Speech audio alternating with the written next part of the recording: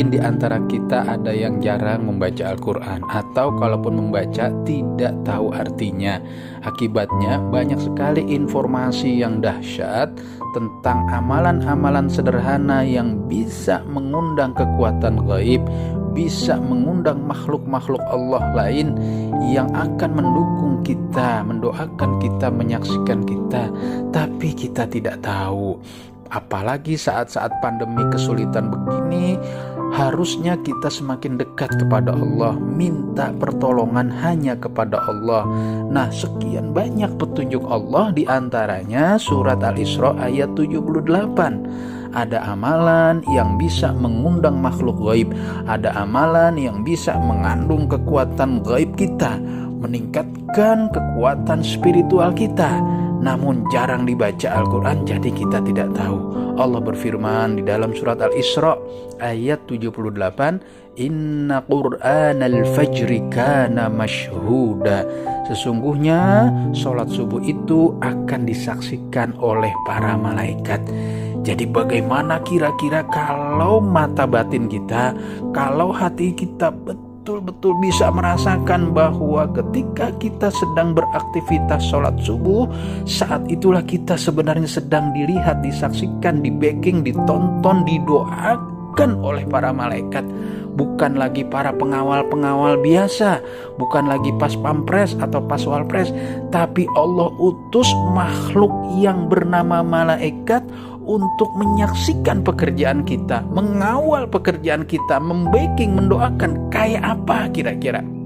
Karena itulah sholat subuh ini adalah amalan yang tidak main-main. Begitu banyak sekali keutamaan, fadilahnya, hikmahnya, barokahnya dan sebagainya. Maka marilah sama-sama kita coba serius di dalam mengamalkan perintah Allah ini. Tambah satu lagi, yaitu sholat isya. Sebenarnya sholat isya dan sholat subuh merupakan amalan yang paling dahsyat. Dengan sholat subuh kita menjadi orang yang komitmen dengan keimanan dan keislaman kita. Dengan sholat subuh kita akan banyak sekali mendapatkan rahmat dan keberkahan dari Allah Subhanahu wa Ta'ala. Dengan sholat subuh kita bisa hidup sehat, udara pagi, ozon yang luar biasa banyaknya yang masih ada di sekitar kita. Dengan sholat subuh kita siap bersaing, bekerja tidak terlambat, siap bertempur dalam menghadapi, mengarungi kehidupan dunia ini.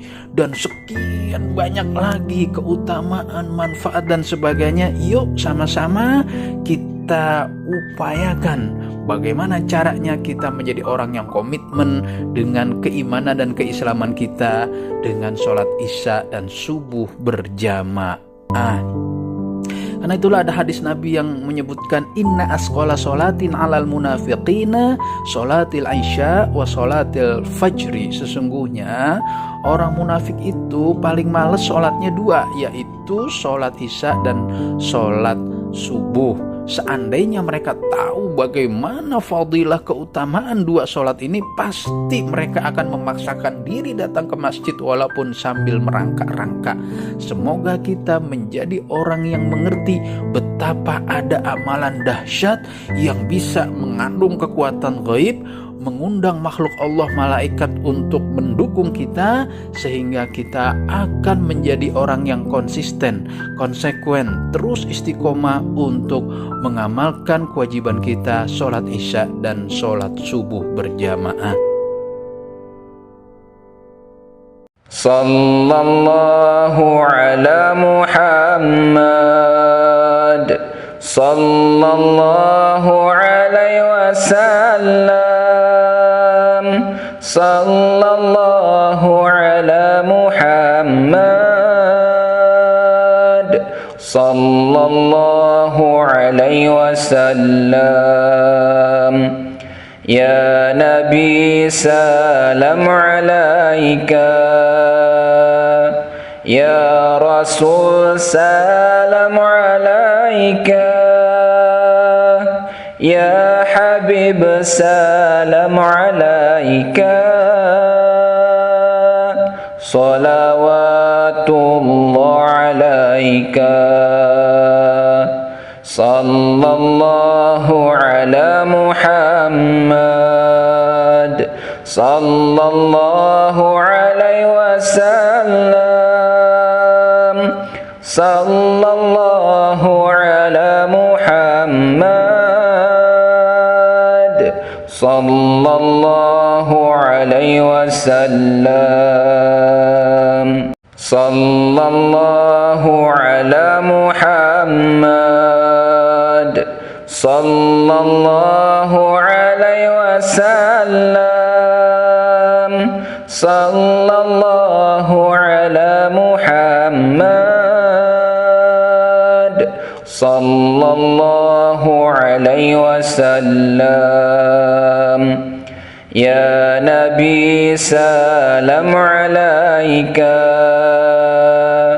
ya Rasul salam alaika, ya Habib salam alaika, salawatullah alaika, sallallahu ala Muhammad, sallallahu alaihi wasallam, sallallahu ala Muhammad, sallallahu alaihi wasallam, sallallahu ala Muhammad, sallallahu alaihi wasallam, sallallahu ala Muhammad, sallallahu alaihi wasallam.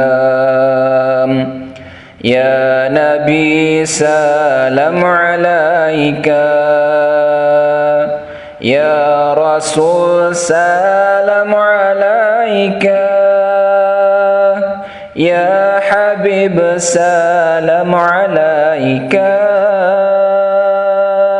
salawatullah alaika, sallallahu ala Muhammad, sallallahu alaihi wasallam,